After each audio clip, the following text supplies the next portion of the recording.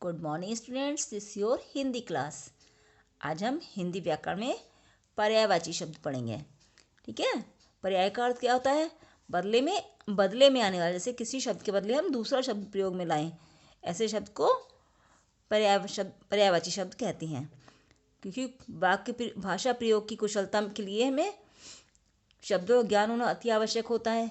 इसलिए हमें एक शब्द के बदले दूसरे शब्द का, दूसरे तीसरे शब्द का भी हमें ज्ञान होना चाहिए। तो हम ये पढ़ते हैं पर्यायवाची शब्द। पत्नी, पत्नी का पर्यायवाची देखिए क्या है। पत्नी के और भी बहुत नाम होते हैं, जैसे सैधर्मणी, भार्या, अर्धांगिनी, है ना। तो पत्नी का पर्यायवाची क्या हुए? सैधर्मणी, भार्या और अर्धांगिनी। ऐसा ही है पर्वत। पर्वत को हम शैल, पहाड़, भूधर जैसे शब्दों से भी प्रयोग कर सकते हैं। पवन, पवन का होता है वायु, अनिल, समीर। पृथ्वी, पृथ्वी के पर्याय क्या होते हैं? वसुधा, वसुंधरा, धरा, धरती। नंबर 5 है पाप। पाप का क्या होता है? पातक, अधर्म, कुकर्म। क्योंकि पाप जो गलत कार्य में आता है ना, तो पातक, अधर्म और कुकर्म। पुरुष, पुरुष का पर्यायवाची होते हैं नर, जन, आदमी। ये सारे पुरुष के पर्यायवाची हैं। पुत्र, पुत्र के पर्यायवाची देखिए। पुत्र को पूत, सपूत, लड़का, सुत इन इत्यादि नामों से जाना जाता है। पुष्प, पुष्प को फूल भी कहते हैं। सुमन, कुसुम, ये सब पुष्प के पर्यायवाची हैं। चांद का नंबर 9 क्या है? चांद। चांद को चंद्रमा, मयंक, शशि और भी बहुत से नाम होते हैं, शशांक।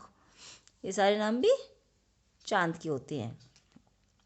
जल, जल का पर्याय है पानी, नीर, पेय, सलिल। जल का पानी, नीर, पेय, सलिल।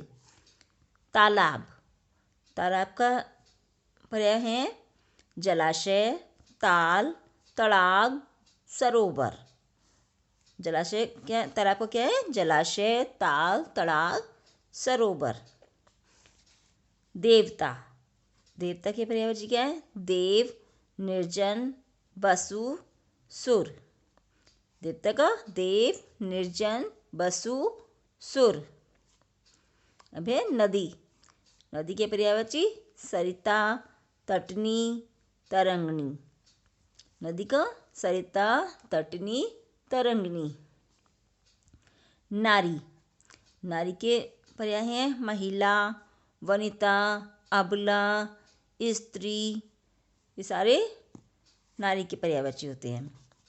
नौका, नौका का है नाव, तरणी, जलयान। नौका का नाव, तरणी, जलयान। अब है पक्षी। पक्षी के पर्यायवाची हैं पंछी, बिहग, खग, नभचर। पक्षी के पंछी, बिहग, खग, नभचर। ठीक है। अब है आँख। आँख का है चक्षु, दृष्टि, नेत्र, लोचन। आँख का चक्षु, दृष्टि, नेत्र, लोचन। आनंद, आनंद का है खुशी, उल्लास, प्रसन्नता। खुशी, उल्लास, प्रसन्नता। कमल, कमल का है राजीव, वनज, वारिज, सरोज। राजीव, वनज, वारिज, सरोज। अब है अमृत। अमृत के होते हैं अमीय, सुधा, पीयूष। अमीय, सुधा, पीयूष। अग्नि, अग्नि क्या होते हैं पर्यायवाची? अनल, आग, पावक। अनल, आग, पावक। अभिमान, अभिमान का होता है मद, मान, अहंकार। असुर का दानव, दैत्य, राक्षस। दानव, दैत्य, राक्षस। आकाश, गगन, नभ, व्योम, गगन, नभ, व्योम। किरण, किरण का है कर, गो, अंशु, प्रभा। कर, गो, अंशु, प्रभा। ओके, अब आपके ये प्रावाचिक कंप्लीट हो गए। अब हम पढ़ेंगे विलोम शब्द। विलोम शब्द क्या होते हैं? जो शब्द परस्पर विपरीत अर्थ प्रकट करें वे आपस में विपरीतार्थक शब्द या विलोम शब्द कहलाते हैं। जैसे कि अस्त का उदय, अस्त मीन्स उगना, और अस्त मीन्स डूबना, और उदय मीन्स उगना। अनाथ, अनाथ का सनाथ, अनाथ मतलब जिसका कोई नहीं होता है, और सनाथ जिसका सब कोई होते हैं। गुप्त का प्रकट। ज्ञान, ज्ञान का अज्ञान, ज्ञान का अज्ञान।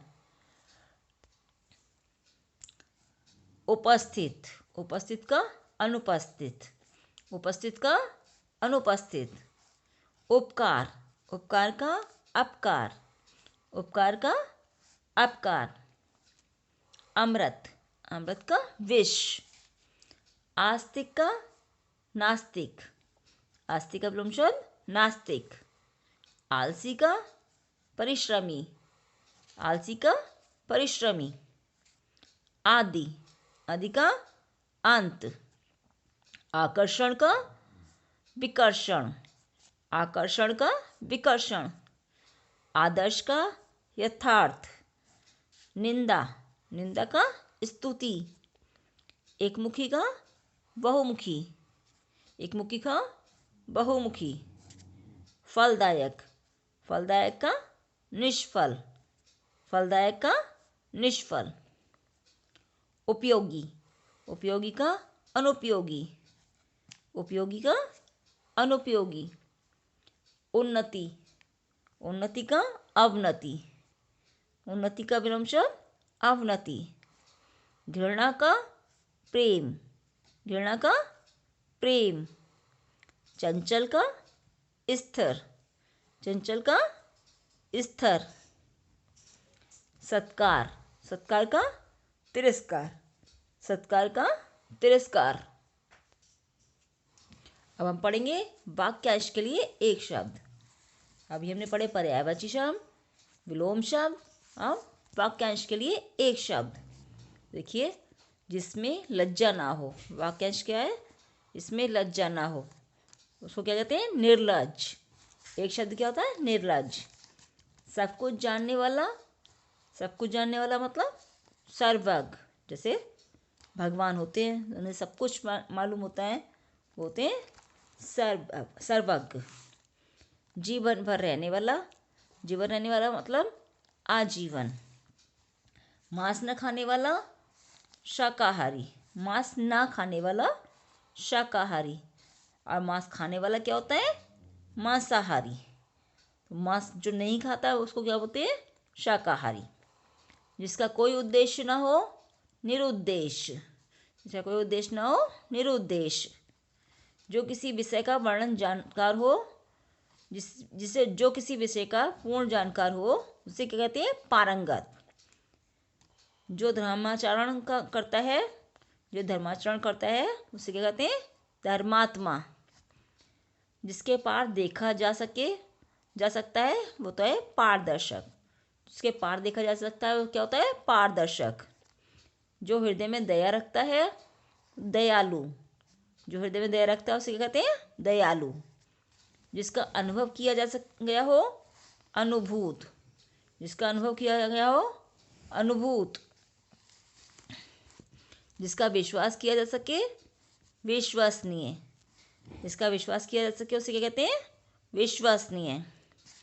जो स्त्री कविता लिखती है, जो स्त्री कविता लिखती है उन्हें क्या कहते हैं? कवित्री। उसे क्या कहते हैं? कवित्री। जो सरलता से समझने योग्य हो, जो जल्दी समझ में आता है सरलता से, उसे क्या कहते हैं? सुबोध। अधिक वर्षा होना, अधिक वर्षा होती है उसे क्या कहते हैं? अतिवृष्टि। और वर्षा ना होना उसे कहते हैं? अनावृष्टि। अधिक वर्षा होने को कहते हैं अतिवृष्टि, और वर्षा नहीं होने को कहते हैं अनावृष्टि। जिसने बहुत कुछ देखा है वो क्या है? बहुदर्शी। 2 वेदों का जानने वाला द्विवेदी। इसी तरह 2 वेदों को जानने वाले को द्विवेदी कहते हैं, 3 वेदों को जानने वाले को त्रिवेदी कहते हैं, और 4 वेदों को जानने वाले को क्या कहते हैं? चतुर्वेदी। ठीक है। तो जिसके आने की तिथि मालूम ना हो उसे क्या कहते हैं?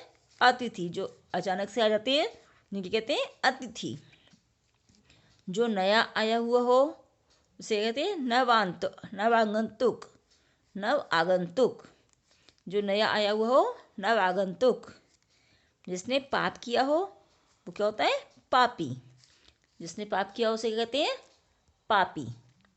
तो ठीक है, आप ये तीनों चीज़ें, पर्यायवाची शब्द और विलोम शब्द और वाक्यांश के लिए एक शब्द, ये तीनों चीज़ें आप अपनी कॉपी में लिखेंगे और साफ साफ राइटिंग में लिखेंगे और मेरे को सेंड करेंगे मुझे, और इसको लर्न भी करेंगे।